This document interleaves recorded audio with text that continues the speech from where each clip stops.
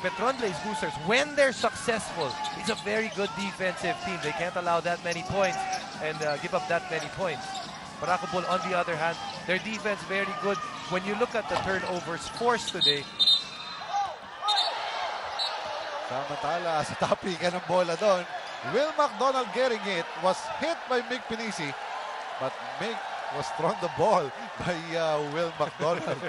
But the reaction was a bit late. medyo nahuli lang.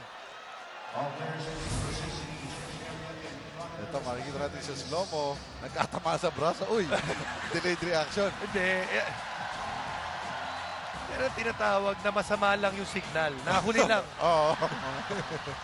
And the people here in the Coliseum, napanood nila yung replay. Pati sila Tingnan natin.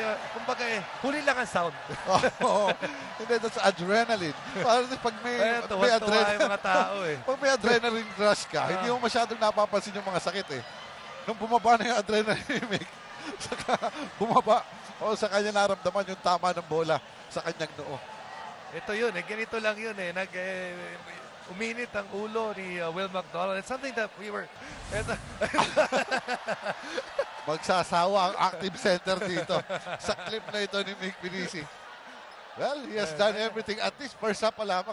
May record na siya. Career, yung kanyang career 703-pointer.